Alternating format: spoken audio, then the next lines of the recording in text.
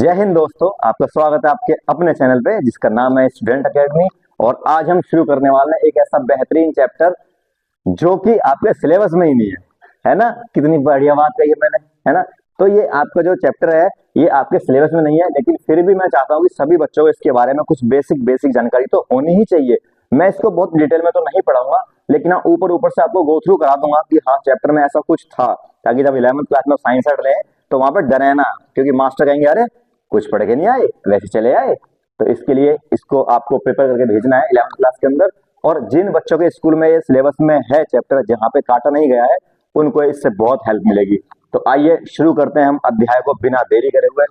जैसा कि आप सामने देख पा रहे होंगे, ये हमारी टेबल है। आज के जमाने में, आधुनिक समय में इस टेबल का हम प्रयोग करते हैं बच्चों को पढ़ाने के लिए, सिखाने के लिए। इस टेबल आप देख पा रहे हो, कलरफुल चीज है। तो जो इसके अंदर ये येलो कलर से चीजें हैं, ये है मेटलॉइड्स। ये क्या है? मेटलॉइड्स हैं। और मेटलॉइड्स क्या होते हैं? ये होती हैं उपधातुएं जो मेटल और नॉन मेटल दोनों के गुण रखती हैं। और उसके इधर सारा का सारा जो पार्ट है, ये सारा का सारा पार्ट इसका मेटल का पार्ट है, जो धातुएं कही जाती हैं। और आप मेटल्स क्या होते हैं ये अध्याय नंबर 3 में जान चुके हैं, आप सब पढ़ के आ चुके हैं। और जो इधर हमारे पास में है राइट साइड में, उसको बोलते हैं नॉन मेटल, वे अधातुएं हैं। तो उधर वाली अधातुएं, इधर वाली धातुएं और बीच वाली उपधातुएं, सिर्फ छोटी सी इतना एरिया है। लिखने वाला तो लिया ही नहीं। जी हाँ, ये रहा। ये जो एरिया है ये है किसका? उपधातुओं का एरिया, ये वाला। उसके उधर उधर नॉन मेटल, इसके इधर इधर मेटल्स। मेटल बहुत सारे हैं, नॉन मेटल बेचारे कम हैं। और जो ये वाला ग्रुप है इसमें helium, neon, argon, krypton, xenon, radon, ये सारी सारी गैसें हैं जो किसी से भी रिएक्शन नहीं करती, जिनके बारे में अक्सर जिक्र होता है कि भाई वो किसी से रिएक्शन नहीं करती। एक एलिमेंट और है सोडियम, जिसका बहुत जिक्र होता है। कहां पे बैठा हुआ है वो? ये रहा स्टार्टिंग में तीसरे नंबर पे। और आपका जो है सोना यहाँ पे है, चांदी यहाँ पे है। तो इस तरीके से आपकी पूरी टेबल में सभी एलिमेंट्स मौजूद हैं। मैं आपको बता दूं कि आज के समय में हमारे पास मॉडर्न, जो आज का समय चल रहा है, अभी हमारे पास तकरीबन 123 से लेकर के 125 एलिमेंट्स हमारे पास में मौजूद हैं, जिसके नामकरण नहीं हुए हैं। लेकिन आपकी पुरानी बुक एनसीईआरटी में लिखा हुआ है कि हमारे पास 118 एलिमेंट मौजूद हैं। तो उन 118 एलिमेंट्स में से ही संसार की सभी चीजें बनी हुई हैं। इस संसार में आप जो भी कुछ देखते हैं वो सब 118 एलिमेंट्स के अंदर ही सब समराइज है, ठीक है। उनसे ही मिलकर सभी चीजें बनी हैं। तो 118 तो हम तो चलो ऑफिशियली बात ही कर लेते हैं कि भाई 118 है, तो 118 ही मान करके हम चलेंगे। तो 118 एलिमेंट्स में से कुछ हमारे पास मेटल है, कुछ हमारे पास नॉन मेटल है, और कुछ हमारे पास में मेटलॉइड्स हैं। बात समझ में आई? वेरी गुड, चलते हैं हम आगे। तो बात करते हैं पेरियोडिक क्लासिफिकेशन ऑफ ये एलिमेंट्स की। All the elements have been divided into a few groups in such way that elements in the same group have similar property. मतलब जो हमारे पास ग्रुप है उनको हमने अलग अलग ग्रुप के हिसाब से, अलग अलग गुणों के हिसाब से अलग अलग जगह बांटा हुआ है। जितने हमारे पास में एलिमेंट है 118 के 118 एलिमेंट, इनको एक साथ पढ़ना तो संभव नहीं है, तो इनको ग्रुप बना लिया है। तो इसका सिलसिला शुरू होता है बहुत समय पहले, जब एक साइंटिस्ट हुए जिनका नाम था डॉबे रॉयनर। तो जितने एलिमेंट्स आज हमारे पास में है, या जो हम अपनी मॉडर्न टेबल देखते हैं, ये टेबल ऐसी जैसी आज है ऐसी हमेशा नहीं थी। और ना ही पहले इतने एलिमेंट्स थे। पहले एलिमेंट्स भी कम थे, टेबल भी अजीब तरह की थी। अजीब ही कहेंगे उसको, अभी ठीक नहीं है तो। लेकिन उस समय से लेकर इस समय तक टेबल में आने में कई साइंटिस्टों ने अपने अपने योगदान दिए, काफी संघर्ष करा, और अब जाके हमारे पास में मॉडर्न टेबल है जो काफी तरीके से ठीक है। तो उसके बारे में हम जिक्र करेंगे कि धीरे धीरे कैसे कैसे एलिमेंट्स की खोज होती चली गई और कैसे कैसे हम नई नई टेबलें बनाते चले गए। तो शुरू करते हैं चैप्टर में। सबसे पहले साइंटिस्ट नाम है डॉबे रॉयनर। डॉबे रॉयनर नाम के साइंटिस्ट थे। उन्होंने सबसे पहले टेबल बनाने का जिम्मा उठाया कि टेबल को हम बनाएंगे।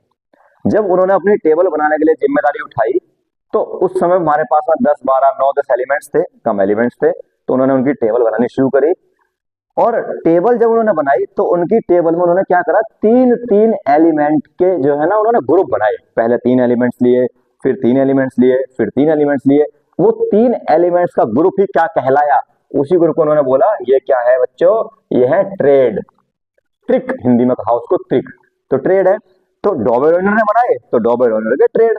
तो डॉबे रोनर जो साइंटिस्ट थे उन्होंने क्या करा, एलिमेंट्स की कैटेगरी के हिसाब से जिनकी प्रॉपर्टी एक जैसी उन तीनों को एक स्लॉट में, जिनकी प्रॉपर्टी एक जैसी उन तीनों को एक स्लॉट में, इस तरीके से करते करते उन्होंने क्या करा, पूरी पूरी टेबल बनाई और उस तरीके से शुरुआत होती है टेबल की।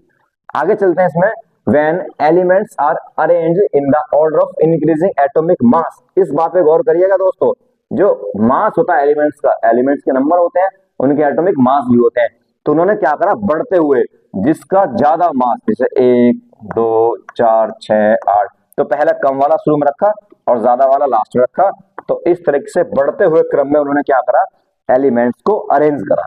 और अरेंज करने के बाद में एक बात और ध्यान दी उन्होंने कि जो एलिमेंट्स उन्होंने लिए उनकी प्रॉपर्टी एक जैसी होनी चाहिए।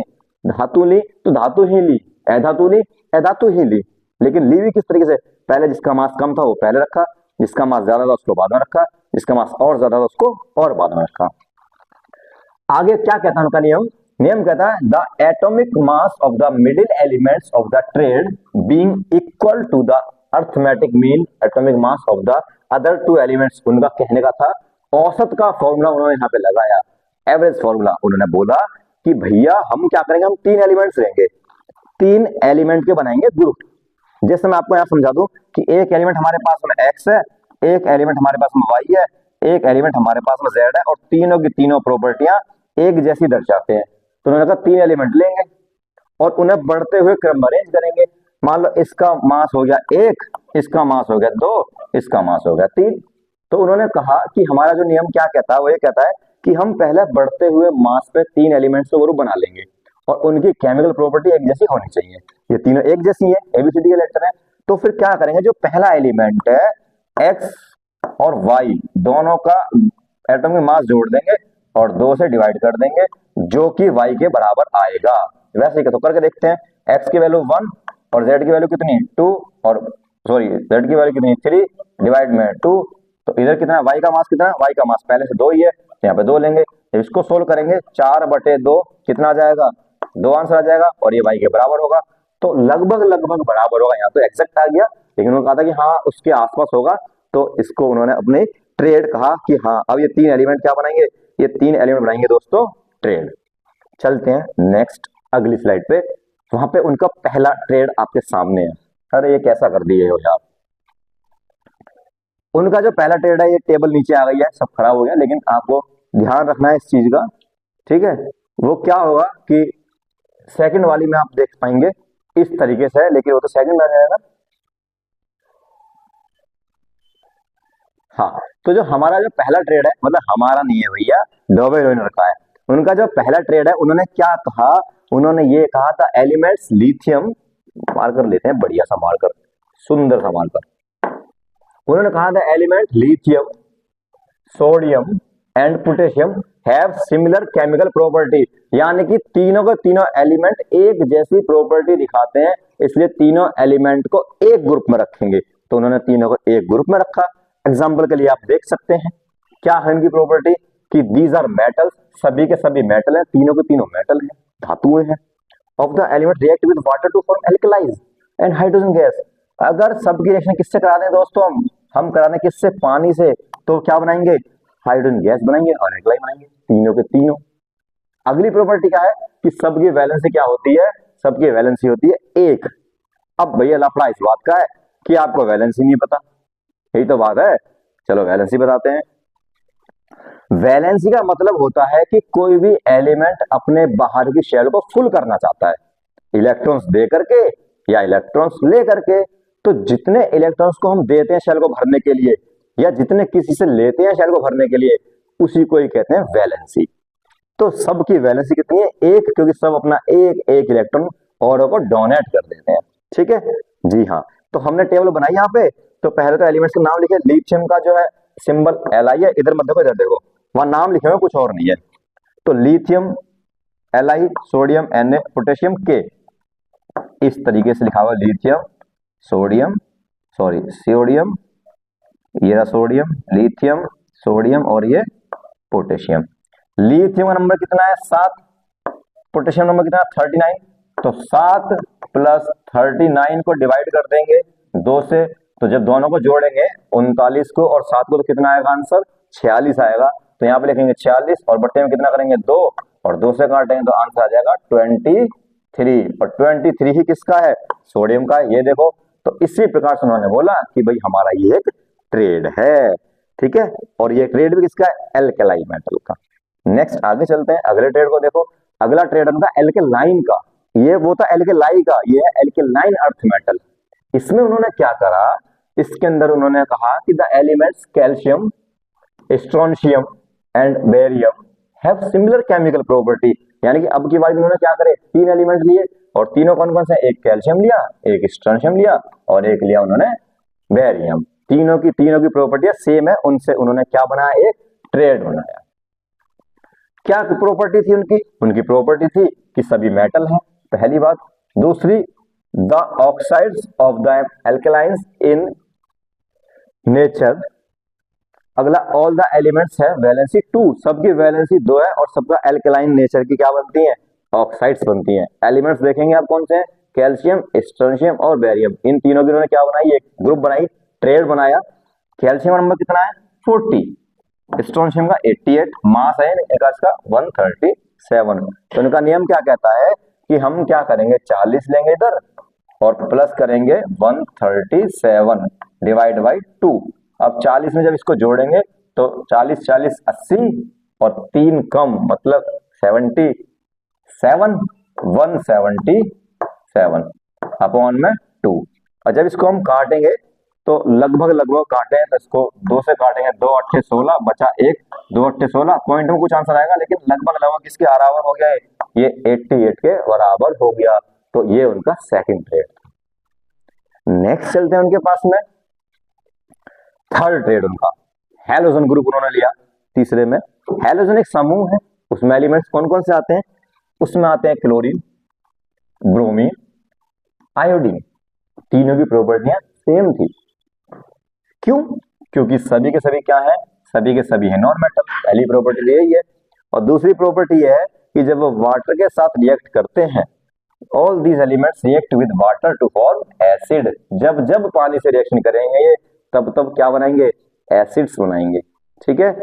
नेक्स्ट आगे चलते हैं। अगली उन्होंने क्या बोले कि सभी की वैलेंसी कितनी है? सभी की वैलेंसी है 1। तो सबके गुण एक जैसे हो गए। इस आधार पर उन्होंने 3 एलिमेंट को सिलेक्ट करा और एक ग्रुप बना दिया, ट्रेड तैयार सामने। Chlorine, bromine, iodine, chlorine, bromine, iodine. अब क्लोरीन का तो नंबर है मतलब मास है 35.5, इसका 80, इसका 127। तो हम क्या करेंगे देखेंगे करके, 35 प्लस 127 डिवाइड बाई 2। जब इसको हम जोड़ेंगे तो 7 5 12 का 2, हासिल लगा 1 और 6 और 2 162। और जब काटेंगे इसको तो 81 और इसका कितना है 80। तो लगभग क्या है? बराबर है। तो इस बात को उन्होंने कहा कि भाई हमारे डॉबेरोन का ट्रेड है। आगे चलते हैं नेक्स्ट। अगली स्लाइड में हम क्या देखते हैं? Limitation of the Dobereiner classification. अच्छा, मतलब डॉबेरोन का जो क्लासिफिकेशन था उसकी कुछ कमियां थी। उन्होंने क्लासिफिकेशन तो कर दिया पर उसकी कुछ कमियां थी। अब वो कमियां हमें देखनी कि क्या कमी थी। उनकी कमी ये थी कि arrange all them known elements in form of triad of elements having similar chemical property. Dobereiner could identify the 3 triads from the elements known as that time, so his classification of elements was not much successful. इनका कहने का मतलब ये है कि उनकी कमी क्या थी। ऐसे तो कोई उनकी बहुत बड़ी कमी नहीं थी, पर उनका कहना यह था कि भाई कमी यह है कि उस समय पे जितने एलिमेंट्स मौजूद थे उनमें से सिर्फ वो 3 ही ट्रेड्स बना पाए थे। यानी कि सिर्फ 9 एलिमेंट्स थे जिसके ऊपर उनका नियम लागू हो पाया था, बाकी वो ट्रेड बना ही नहीं पाए थे क्योंकि किसी केमिकल प्रॉपर्टी मैच ही नहीं कर पा रही थी। तो उनकी ये कमी थी। और आगे भविष्य में और जब एलिमेंट्स हमें मिले तो वहां पे उनका जो नियम है वो सेट नहीं बैठा, तो उनकी विचारों की कमी हुई। और जब कमी हुई तो फिर अगले साइंटिस्ट नए आए जिन्होंने इसको सुधारा और हमारे सामने एक नई टेबल आई और नए साइंटिस्ट है जिनका नाम है न्यूलैंड्स। न्यूलैंड्स नाम के नए साइंटिस्ट हैं जिन्होंने अपना नियम दिया और नाम दिया उसको ऑक्टेव रूल, अष्टक का सिद्धांत दिया उन्होंने कहा कि देखो ऐसा है कि हमें क्या करना है कि एलिमेंट्स को हमें बढ़ते हुए मास में अरेंज करना है, लेकिन सिर्फ 3 तक नहीं, हमें करना है 8 एलिमेंट तक अरेंज। हम अरेंज करना शुरू करेंगे, पहले 1 2 3 4 5 6 7 और फिर 8वां रखेंगे, यानी कि 7 एलिमेंट्स रखेंगे, फिर 8वां एलिमेंट्स रिपीट करेंगे, फिर से रखेंगे आगे, फिर रिपीट करेंगे। तो उन्होंने रिपीटेशन का काम करा। उन्होंने कहा कि एक ऐसी टेबल बनाओ जिसमें 7 एलिमेंट्स हो, सीरियल वाइज हो, फिर जो 8वां एलिमेंट हो पहले के नीचे आ जाए और जो 9वां एलिमेंट हो दूसरे के नीचे आ जाए। तो ये नियम कुछ कुछ मिलता है किससे? साउंड से। म्यूजिकल सिस्टम जो हमारा होता है इसको सरगम बोलते हैं, सारे गा मा पा धा नी सा। उसमें क्या होता है कि जब गाते हैं सा रे गा मा पा धा नी सा, और सा से तो शुरू करा हमने और सा पे वापस से हम दोबारा लेके आ गए, तो क्या हुआ कि रिपीट हुआ ना। देखो जैसे सा है, सा रे गा मा पा धा नी सा, तो रिपीट हो गए दोनों दोनों। तो यही इनका नियम कहता है। इनका नियम क्या कहता है कि जो पहला एलिमेंट है वो अपने 8वें एलिमेंट जैसा रिपीट हो जाएगा, उसकी प्रॉपर्टी उसके जैसी सेम हो जाएंगी। तो उसी को उन्होंने क्या अष्टक का सिद्धांत कहा। एक बार देख लेते हैं, आप देख पा रहे होंगे जैसे 1 नंबर, 2, 3, 4, 5, 6, 7, 8, 9, 10, 11, 12। मैं सिर्फ समझाने के लिए बता रहा हूं कि जैसे जो हमारा दूसरा एलिमेंट है, यहाँ से हाइड्रोजन से बात नहीं करते, इससे बात नहीं करनी, ये तो अपवाद है बेचारा। यहाँ से बात करते हैं लिथियम जो होगा अपने 8वें जैसा होगा। कैसा होगा ये देखो, 9वें जैसा होगा। 1 2 3 4 5 6 7, फिर 8वां आ गया अपने आप में। अगर इसकी बात करें ये अगले जैसा होगा, मैग्नीशियम जैसा होगा। बोरॉन होगा किसके साथ? सिलिकॉन जैसा। और कार्बन होगा किसके साथ? फॉस्फोरस जैसा। नाइट्रोजन सल्फर जैसा। सॉरी गलती हो गई कुछ, हाँ गलत तीर लग गया, अरे ये छूट गया ना, ये वाला तीर यहाँ आना था और ये वाला तीर यहाँ, मतलब कलर देख लो आप, ये जो बेरियम है इस कलर से मैच कर रहे हैं तो मैग्नीशियम जैसा होगा ये। तो मतलब वही बात है कि म्यूजिकल साउंड के आधार पर उनका नियम था और वो यहाँ पे लिखा हुआ है, इतना पढ़ने की जरूरत उसमें है नहीं है, आप उसको डेफिनेशन लिख लेंगे। चलते हैं नेक्स्ट। अब भैया उनकी भी कुछ कमी थी, अगर उनकी कमी ना होती तो नई टेबल क्यों आती, हम उसी को ना पढ़ते आज तक। नई टेबल इसलिए आई क्योंकि पुरानी टेबलों में कुछ कमी रह गई। तो कमी क्या थी इसमें? न्यूलैंड्स की जो कमी ये थी कि जो उनका नियम था सिर्फ हल्के हल्के एलिमेंट्स के लिए था। जो हल्के हल्के एलिमेंट्स है सोडियम वोडियम टाइप के, जो भारी भारी एलिमेंट्स है ना, गोल्ड वगैरह, उनके लिए नहीं था। और एक बात गौर करने वाली की जो कैल्शियम एलिमेंट है उसके बस वहीं तक वैलिड था, उसके बाद में वैलिड नहीं था, खराब होना शुरू हो गया था एलिमेंट, उनका जो नियम है। ठीक है, आगे Newlands assume that the 56 elements, उस टाइम न्यूलैंड्स के टाइम पे 56 एलिमेंट थे और उन्होंने कहा था कि भविष्य में और एलिमेंट्स नहीं खोजे जाएंगे, इतने रहेंगे। लेकिन गलत बात है, आज तो बहुत एलिमेंट है, तो उनकी एक कमी ये रह गई थी। नेक्स्ट बात करें, Newlands put even 2 elements together in A one slot. उन्होंने क्या करा, उन्होंने जो बॉक्स बनाए थे अपने, उन्होंने एक एक बॉक्स में 2 एलिमेंट रख दिए क्योंकि उनकी प्रॉपर्टी मैच कर रही थी बिल्कुल। तो भाई वो बात भी आगे गलत हो गई क्योंकि एक बॉक्स में एक ही एलिमेंट रखा जाएगा। और उन्होंने क्या करा, अलग अलग एलिमेंट, जैसे कोबाल्ट के अलग गुण होते हैं और निकेल के अलग गुण होते हैं, उस दोनों को उसने बीच में धर दिया एक ही डब्बे में। पूछा क्यों करा, तो उन्होंने ऐसी हमारी मौज है, मतलब वो बात नहीं है, बात है कि वो बता नहीं पाए थे कि क्यों करा उन्होंने ऐसा। अगला है इसके अंदर iron elements which resemble cobalt and nickel elements in properties. मतलब जो लोहा है, जो आयरन है, वो दिखता है किसके जैसा? निकेल के जैसा और कोबाल्ट के जैसा, इनके जैसी इसकी प्रॉपर्टी होती है आयरन की। ठीक है, चुम्बक खींच लेती सबको। हाँ, तो आयरन की प्रॉपर्टीज की जैसी होती हैं, तो कायदे में तो इनको इसके पास ही रखना चाहिए था, लेकिन उसने क्या करा, इनको यहाँ से दूर रखा काफी। अब पूछा क्यों, तो बता नहीं पाए थे, तो उनकी क्या थी ये कमी थी। Next, Doberoiner's traits also exist in the columns of Newland's classification of elements based on the law of octave। इनका कहने का मतलब है कि डॉबेरोइनर का नियम इतना गलत नहीं था, उनका नियम ऑक्टेव के अंदर एग्जिस्ट करता था, मतलब उनका नियम वहां पर भी वैलिड था। आगे, the second column of Newlands classification has the elements lithium, sodium and potassium which constitute of Dobereiner triad. वो इनकी बात कहनी है कि भैया लिथियम था और सोडियम था और पोटेशियम था, ये डॉबेरोइनर का नियम भी था और ये हमारा ऑक्टेव के रूल में भी फिट बैठता था। आगे बात करते हैं, अब देखो 2 साइंटिस्ट खराब हो गई चीजें, अब नई टेबल बनेगी हमारी, जिसको बोलेंगे हम मेंडलीव टेबल। अब नए साइंटिस्ट आए हैं आपकी फरमाइश पे, नाम है मेंडलीव है। हाँ, तो मेंडलीव साइंटिस्ट ने क्या करा, उन्होंने एक टेबल बनाई जिसको नाम दिया पेरियोडिक टेबल। तो उस टेबल में क्या बोला कि the periodic table is a chart of elements prepared in such a way that the elements having similar property occurs in the same vertical column or group. उन्होंने कहा कि जो जो एक ऐसी उन्होंने कहा कि ऐसी टेबल बनाऊंगा, एक ऐसी टेबल बनाऊंगा कि उसमें जो एलिमेंट होंगे वो एक ही ग्रुप में रखे जाएंगे, एक जैसे, है ना। तो उन्होंने क्या करा कि वर्टिकल कॉलम बनाएंगे इस तरीके से और उसमें हम एलिमेंट्स रखेंगे और सबकी प्रॉपर्टी एक जैसी होगी, ऐसी टेबल बनाऊंगा, ऐसा बोला उन्होंने। आगे, a periodic table consist of horizontal row of the elements called periods and vertical columns called group. उन्होंने कहा कि जो लाइनें पड़ी पड़ी होंगी, ऐसे लेटी लेटी जो लाइनें होंगी उनको बोलेंगे पीरियड, और जो लाइनें खड़ी खड़ी होंगी उनको बोलेंगे ग्रुप। ये क्या है? ये है ग्रुप, और ये क्या? ये है पीरियड। पीरियड है ये और ये है ग्रुप। इसको हिंदी में कहते हैं आवर्त और इसको हिंदी में कहते हैं समूह। बात समझ में आई कि नहीं आई? ऐसी चल रहा है सिस्टम है, ठीक है। हाँ, तो बात करते हैं किसकी। पहला पॉइंट क्या है? Some elements form oxides having same general formula then they will have similar chemical property.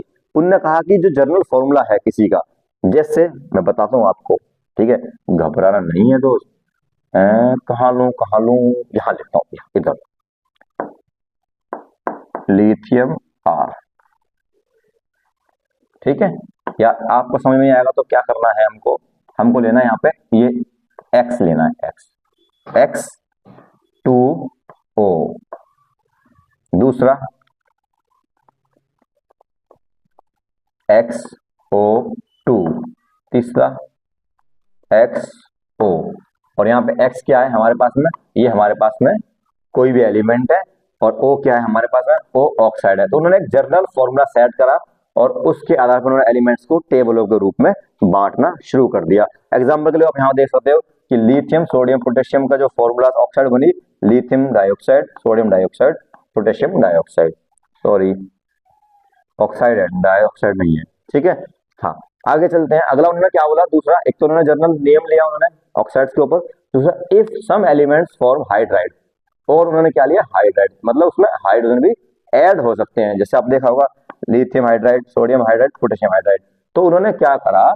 उन्होंने ऑक्साइड एंड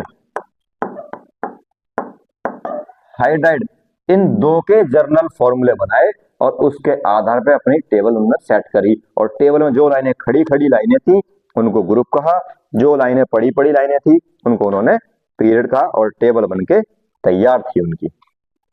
आगे, Mendeleev took the formula of the oxides and hydride form the elements as the basic property of elements for their classification in the form of, मतलब वही बात है जो मैंने आपको बताई है कि उन्होंने ऑक्साइड्स और हाइड्राइड्स लिए फॉर्मूले के बेस पे। Mendeleev periodic table, Mendeleev found that when elements are arranged in the order of increasing atomic mass, the elements with similar property occur at a regular interval। उन्होंने कहा कि हमको क्या करना है, हमने एलिमेंट्स लिए हैं और एलिमेंट्स को मास के बढ़ते हुए इंक्रीजिंग ऑर्डर पे अरेंज करना है, और जब वो इंक्रीजिंग ऑर्डर पे अरेंज कर दिए जाएंगे तो देखा गया प्राय कि कुछ समान अंतराल के बाद में, इक्वल टाइम इंटरवल के बाद में, वो एलिमेंट्स ने क्या करा? प्रॉपर्टी अपनी शो करनी सेम टू सेम रिपीट कर दी, और उन्होंने इसको क्या कह दिया कि भैया ये ग्रुप बन चुके हैं। उस तरीके से उन्होंने टेबल बनाई थी। The properties of elements are a periodic function of their atomic mass, मतलब हर मतलब जो ग्रुप में प्रॉपर्टियां सेम टू सेम थी। इस तरीके जो हमारे ग्रुप बनाए उन्होंने, ये जो ग्रुप बने थे, ये जो ग्रुप बने थे, और ये पीरियड्स बने थे इस तरीके से, तो ये सब क्या थी? प्रॉपर्टियां सेम टू सेम थी सभी एलिमेंट्स की। There were 7 periods horizontal and 8 group. बस गौर करने वाली बात यह है कि उनके पास जो पीरियड्स थे उनकी टेबल में वो थे 7, और जो उनकी टेबल में जो ग्रुप थे वो थे 8। बस इतनी सी बात है, बाकी तो सब ऐसे ही है भाई, हवा हवा वही चीज है। आगे, Mendeleev was guided by 2 factor, 2 factor पर उन्होंने काम करा, 2 बातों को उन्होंने बेस माना अपनी टेबल का। पहली बात क्या थी कि उन्होंने इंक्रीजिंग एटॉमिक मास लिया। ध्यान रहे, द्रव्यमान लिया है, और पिछले साइंटिस्ट ने भी एटॉमिक मास लिया था, ऑक्टेव ने, उससे पहले ने भी क्या लिया था? मास लिया था। हाँ, याद रखना है। दूसरा, grouping together of elements having similar property. जो एक जैसे हैं एलिमेंट्स उनके ग्रुप बनाने, उनकी ग्रुपिंग करनी है। बात क्लियर है? ठीक है, तो ये उनका नियम था। किसका नियम था? मेंडलीव का। अब भैया उनकी भी कुछ कमी रही। अब उनकी कुछ कमी है, जब तो उनकी टेबल पढ़ते ना इधर ध्यान से, है ना। कमियां देखते हैं, क्या कमी थी। लोगों की कमी निकालने में बड़ा मजा आता है? हाँ, मार्कर चेंज कर लेना, फिर मजे लेंगे। मजे ही मजे हैं, आजकल गाना ट्रेंड में है ना, मजे ही मजे। तो इसमें क्या कि Mendeleev periodic law predicted the existence of some elements that had. अच्छा, मेरिट की बात कर रहे हैं भैया, ये तो अच्छाइयां होती हैं, अच्छाइयां हैं इसकी। ये तो मेंडलीव की कुछ अच्छी बातें हैं। अच्छी बातें क्या है इनकी? कि उन्होंने कुछ भविष्यवाणी की थी।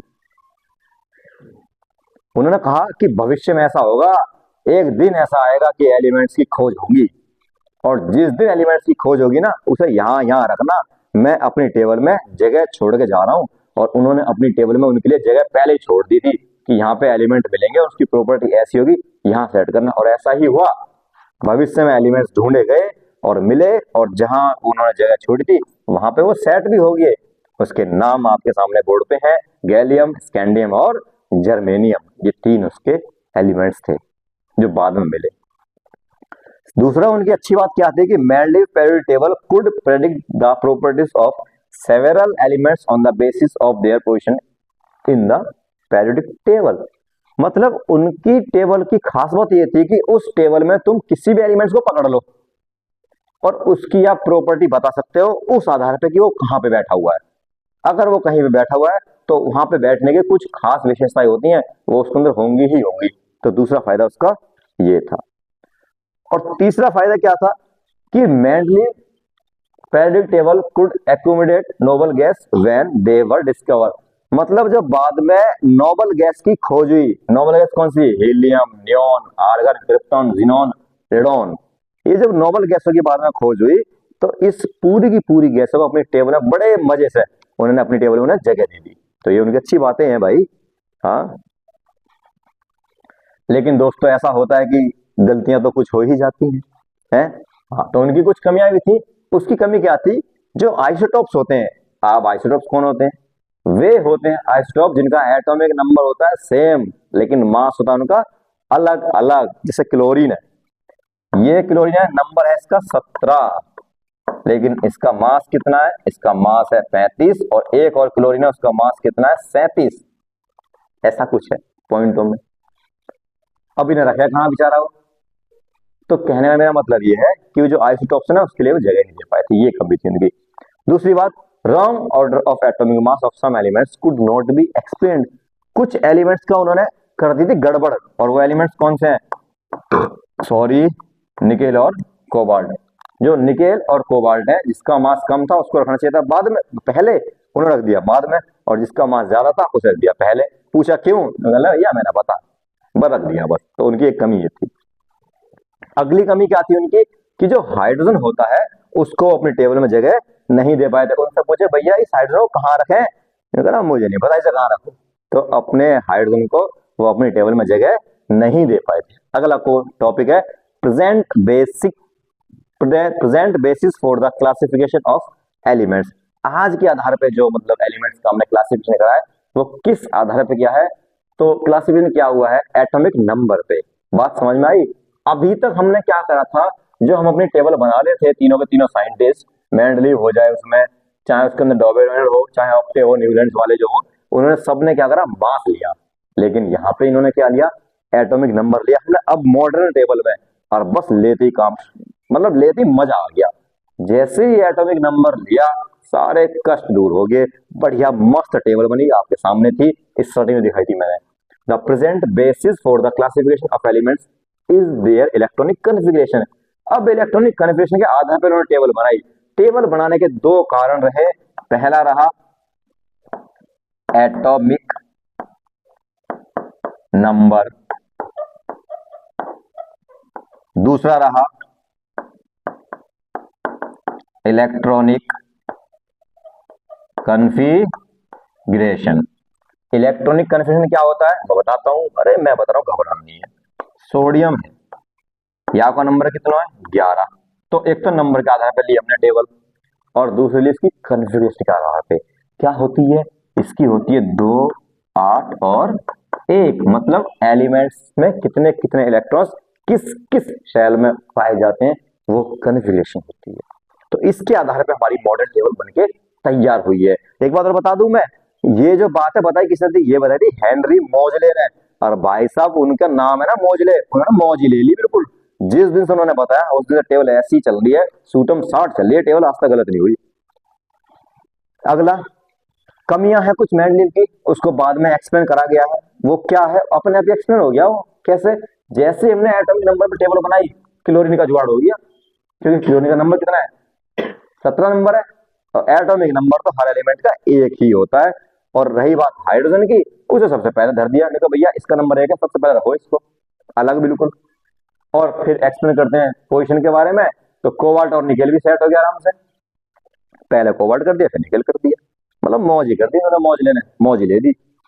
आगे चलते हैं, अगला जो है, अगला है मॉडर्न पेरियोडिक टेबल। हमारी अब की जो टेबल है, उस टेबल में क्या होते हैं कि the property of elements are the periodic function of their atomic mass number, मतलब नंबर पे उन्होंने काम करा, एटॉमिक नंबर पे। और हेनरी मोजले, ये 1993 की बात है, इन्होंने मोजले ने क्या बोला था कि भैया मौज लेनी है। क्यों मौज लेनी है, कि इनका क्लासिफिकेशन करना है किस आधार पे, इलेक्ट्रॉनिक कन्फिग्रेशन के आधार पे और एटॉमिक नंबर के आधार पे। ये बात इन्होंने बोली थी। बाकी इसके अंदर ये सब कहानी लिखी है जो मैं आपको बता चुका हूँ। नेक्स्ट चलते हैं अगले टॉपिक पे। अगले टॉपिक में क्या है बात समझने वाली, बात ये है कि जो टेबल है हमारी, उस टेबल में जो ऐसे खड़ी हुई लाइनें हैं, जो ऐसे खड़ी हुई लाइनें हैं, जो ऐसे खड़ी हुई लाइनें हैं, जो ऐसे खड़ी हुई लाइनें हैं, उनको बोलते हैं ग्रुप। क्या बोलते हैं उनको, ग्रुप। और ग्रुप कितने हैं यहाँ पे, ग्रुप है 18। मेंडलीव के पास कितने थे, 8।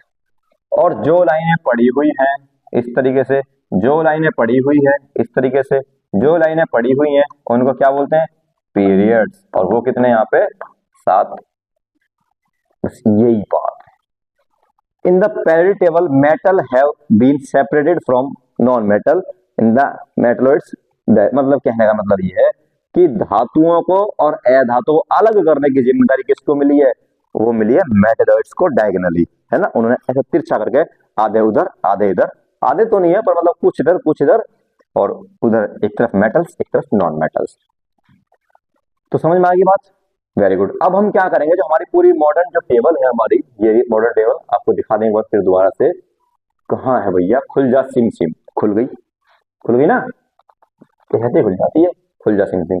अब क्या है कि इसके अंदर ये है, ये जो है ये पूरा, ये क्या है, ग्रुप है। एक ग्रुप ये है, एक ग्रुप ये है, एक ग्रुप ये है, एक ग्रुप ये है, एक ये है, एक ये है, एक ये है। ये कौन है दोस्तों, ये है ग्रुप। जो हरे कलर से इंडिकेशन दे रहा है आपको, वो है ग्रुप। और जो पड़ी हुई लाइन है, मतलब ऐसे ऐसे जो पड़ी है टेबल में, ऐसे ऐसे जो पड़ा है ये, ऐसे जो पड़ा हुआ है ये जो ऐसे है ये क्या है दोस्तों, ये है पीरियड। तो सबको पढ़ना नहीं है, एक ही सिद्धांत पे काम करते हैं। आप पहले पीरियड्स के बारे में पढ़ लो, दूसरे के में पढ़ लो, तीसरे के में, चौथे के में, तो सभी पीरियड्स एक जैसे बताते हैं बातें, और सभी ग्रुप एक जैसी बातें बताते हैं। तो आपका कोई एक तुम्हें पढ़ना है ग्रुप या एक पढ़ना है पीरियड। तो हम पहला जो उठाते हैं पीरियड, और वो कौन सा लेंगे, लिथियम वाला कि सोडियम वाला, जो मर्जी ले लो, एक ही बातें हैं। चले चलते हैं, कहाँ थे हम, अरे हम कहाँ थे भैया, कहाँ आ गई, हम थे नंबर 16 पर, 16 पर थे कि 17 पर थे, हम थे इस पर। अब हम पढ़ेंगे कैरेक्टरिस्टिक्स ऑफ पीरियड, पीरियड्स के गुणधर्म। क्या गुणधर्म है, ये हमारे पास में पहला पीरियड नहीं है, ये हमारे पास में तीसरा पीरियड, ठीक है, ओके, वेरी गुड। अच्छा, हमें कैसे पता तीसरा पीरियड है, झूठ बोल रहे हो तो भैया झूठ ना बोल ले। इसके 3 शेल कवर हो रही है सोडियम की, पहली शेल में 2 इलेक्ट्रॉन, अगली में 8 और अगली में, बोलो 8 और 2 10 और 1 11, तो 3 शेल कवर हो रही है। तो कौन सा पीरियड आ गया, तीसरा पीरियड आ गया। अरे मजाक, मतलब तीसरा पीरियड है। इसमें क्या है कि पहले हमारे पास सोडियम है, मैग्नीशियम है, aluminium, silicon, phosphorus, sulphur, chlorine और आर्गन। तो पहली बात तो ये वैलेंस इलेक्ट्रॉन क्या होता है उसके बारे में बताते हैं, वो कैसे प्रभावित होता है किसी पीरियड में। तो वैलेंस इलेक्ट्रॉन का मतलब होता है किसी भी एलिमेंट के बाहर की शेल में कितने इलेक्ट्रॉन है, वो होते हैं उसके वैलेंस इलेक्ट्रॉन। इसके बाहर इलेक्ट्रॉन है एक, इसके बाहर है दो, इसके बाहर है 3 इलेक्ट्रॉन। अरे देख लो ना यार, 2 8 3, 2 8 4, 2 8 5, ऐसे लिख रहा हूं ऊपर। तो 4 इसके पास है, इसके पास 5 6 7 और 8। तो आप क्या देख रहे होंगे कि जो वैलेंस इलेक्ट्रॉन है, जब हम लेफ्ट से राइट में जा रहे हैं तो क्या हो रहे हैं, ये इंक्रीज कर रहे हैं। क्या हो रहे हैं, ये इंक्रीज करते हैं। पहली बात तो ये है, समझ में आ गई कि नहीं आई? आ गई होगी। दूसरी बात है वैलेंसी की। वैलेंसी क्या होता है? वैलेंसी होता है हमें बाहरी शेल भरनी है इलेक्ट्रॉन्स ले करके या इलेक्ट्रॉन्स दे करके। तो देखो देखो देखो देखो देखो, सोडियम के पास 1 इलेक्ट्रॉन है, अपना एक दे देगा किसी को, भैया ले जाएगा। 2 है तो 2 भी ले जा, 3 है 3 भी ले जा, 4 है 4 भी ले जा, 5 है अब नहीं देने का। अब तू मुझे 3 दे दे, क्योंकि 8 में भर जाती है तो 3 किसी से मांग लेगा। इसके पास 6 इलेक्ट्रॉन्स हैं, ये 6 नहीं देगा, किसी से 2 मांग लेगा, ये 1 मांग लेगा, ये 0 है ही ना, फुल है उसकी तो मौज में वो तो वैलेंसी का क्या प्रभाव पड़ता है? ये जब लेफ्ट से हम राइट जाते हैं तो पहले तो जो है बढ़ती है और बाद में जो है ये घटती है। ऐसा प्रभाव किस पे पड़ता है? वैलेंसी पे। नेक्स्ट, एटॉमिक साइज पे। एटॉमिक साइज क्या होता है इनका? एटॉमिक साइज इनका, आप देख पा रहे होंगे मैं क्या कहना चाह रहा हूं, समझ पा रहे हैं मेरी बात को? बहुत अच्छे। साइज इनका बढ़ता है जब हम कब जाते हैं, लेफ्ट से राइट जाते हैं। और मेटेलिक कैरेक्टिविटी, जो मेटेलिक कैरेक्टर जो होता है, धातुओं का गुण, तो सबसे बेहतरीन धातु यह है, थोड़ी कमजोर सी है, थोड़ी और कमजोर सी है, इसमें तो थोड़े और ही गुण कम हो गए। तो जब इधर से हम इधर जाते हैं तो धातुओं के गुण भी क्या होते हैं? घटते जाते हैं। अगली प्रॉपर्टी है केमिकल रिएक्टिविटी। केमिकल रिएक्टिविटी जब इधर जाते हैं तो क्या होती है?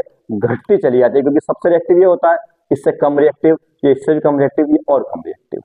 अगला नेचर ऑफ ऑक्साइड है, तो नेचर ऑफ ऑक्साइड सबकी सेम रहती है, ठीक है, सेम रहती है, डिक्रीज होती है। हाँ, on the moving of left right periods the nature of oxide decrease and the atomic nature of oxide increase. तो इनकी जो नेचर ऑफ ऑक्साइड है क्या होती है, वो डिक्रीज हो जाती है, घटनी शुरू हो जाती है। कौन से वाली? बेसिक वाली। बेसिक वाली क्या करती है? ये घटती है, और एसिड वाली बढ़ती है। आगे चलते हैं, अगला है हमारे पास में ग्रुप में बात करते हैं। अब ये खड़ी लाइन है, ग्रुप है, ये कौन सा ग्रुप है? ये हमारा जो है पहला ग्रुप है। ये पता नहीं क्या, अरे गूगल पे से इमेज ली थी यार, उसका नाम लिखा हुआ आया है, और क्या है, इतनी सी बात नहीं समझते हो यार कि क्या है। हाँ, अब बन थोड़ी है यार, इतनी ना बन पाती। तो हमारे पास ग्रुप है, पहला ही ग्रुप है, lithium, sodium, potassium, rubidium, caesium, francium. इसकी बात में वैलेंस इलेक्ट्रॉन की, तो भैया इसकी बाहरी शेल में भी 1 इलेक्ट्रॉन है, इसकी में भी 1 है, इसकी में भी 1 है, इसकी में भी 1 है, सब में 1 है। तो मतलब वैलेंस इलेक्ट्रॉन क्या होते हैं? सब में सेम होते हैं, सेम। तो वैलेंसी भी सेम हो जाएगी, सब अपना 1 इलेक्ट्रॉन दे देंगे, वैलेंसी सेम। साइज की बात करें तो जो साइज है इनका, वो जब नीचे आते हैं तो साइज इनका बढ़ता चला जाता है, ठीक है, बड़ा होता चला जाता है। और नेक्स्ट हम चलें अगले में। आगे क्या है हमारा? Metallic character. तो जो मेटेलिक कैरेक्टर होता है वो क्या होता है? बढ़ता चला जाता है। ये जितनी जल्दी रिएक्शन करता है ना, उससे बढ़िया मेटल ये है, उससे बढ़िया ये है, उससे बढ़िया ये, मतलब मेटल का जो गुण है वो बढ़ता चला जाता है, हम नीचे जाते हैं, ठीक है, इंक्रीज होता चला जाता है मेटेलिक कैरेक्टर का। और जो केमिकल रिएक्टिविटी है, the chemical reactivity of metal increase on going down to a group in a period table. और रिएक्टिव नॉन मेटल में क्या होती है? नॉन मेटल में तो घट जाती है भाई, ग्रुप है, जैसे ग्रुप है। एक समय ऐसा भी आएगा कि नॉन मेटल भी आने शुरू हो जाएंगे इस ग्रुप में। अभी तो मेटल है, तो मेटल होगा तो इंक्रीज होगी, नॉन मेटल होगा तो घटेगी, घटेगी, डिक्रीज होगी। और नेचर ऑफ ऑक्साइड का क्या है? On going down a group of the period table there is no change in the nature of oxide. कुछ चेंज नहीं आता इसके अंदर, ठीक है, समझ में आ गई बात यहाँ तक? तो ये ग्रुप थे, ये फिर से इसके बारे में स्टडी करनी थी। नेक्स्ट आगे चलते हैं। आगे क्या है? इसकी कुछ अच्छाइयां हैं, इसकी बहुत अच्छाइयां भाई। पहली अच्छाई तो ये है इसकी कि table based on atomic number of elements which the most fundamental property of elements. मतलब बहुत बेसिक बात है जो मतलब एटॉमिक नंबर के ऊपर बेस्ड है। और दूसरी क्या बात है इसकी कि modern periodic table help us understand when elements in a group to show a similar property but elements in different group show different property. ये बता देता है कि उस ग्रुप में वहां प्रॉपर्टी कैसी है, यहाँ प्रॉपर्टी कैसी है। और नेक्स्ट अगला क्या है? कि इसमें बहुत अच्छा एक्सप्लेनेशन है कि कौन सा एलिमेंट्स कहाँ पे रखना है और क्यों रखना है। और लास्ट बात ये कि the modern periodic table tell us why the properties of elements are repeated after 2, 8, 18 and 32 elements. ठीक है, नेक्स्ट बात करते हैं हम, फायदा क्या है इसका। इसका फायदा ये है कि the periodic table has made the study of chemistry systematically and easy. मतलब बहुत आसान है पढ़ने के लिए, और इसको याद करना ही बहुत आसान है, और आराम से याद हो जाती है। It is the easier to remember the properties of elements position in the periodic table is known. अगर हमें पता लग जाए कि एलिमेंट्स कहाँ पे रखा हुआ है तो हम उसकी प्रॉपर्टी बता देंगे कि भैया ये ऐसा ऐसा है। और अगली बात क्या है, the type of compounds formed by elements can be predicted bye knowing the position and the periodic table. अगर हमें पता लग जाए कि एलिमेंट कहाँ पे बैठा हुआ है तो हम बता देंगे कि वो क्या क्या कंपाउंड बना सकता है। और अगली बात क्या है कि इसका यूज करते हैं हम चार्ट के रूप में कॉलेजों में और कहां पर, स्कूलों में, और ले जाते हैं मोड़ करके ऐसा। ठीक है, आगे चलते हैं। अरे इसी के साथ आपका जो चैप्टर है खत्म हो जाता है, आप देख पा रहे होंगे। तो चैप्टर आपका समाप्त हो गया। आपको चैप्टर कैसा लगा कमेंट बॉक्स में जरूर बताइए। तो ठीक है, यह चैप्टर सिलेबस से बाहर था, लेकिन हमने फिर भी बच्चों को कवर कराया ताकि बच्चे सभी इसको जानकारी के लिए पढ़ें। तो आपको हमारी क्लास कैसी लगी? अगर आपको हमारी क्लास अच्छी लगी होगी तो इसको लाइक करें, शेयर करें, सब्सक्राइब करें। तो ठीक है, फिर मिलते हैं नेक्स्ट क्लास में। जब तक के लिए धन्यवाद। पढ़ते रहिए, बढ़ते रहिए। जय हिंद, जय भारत।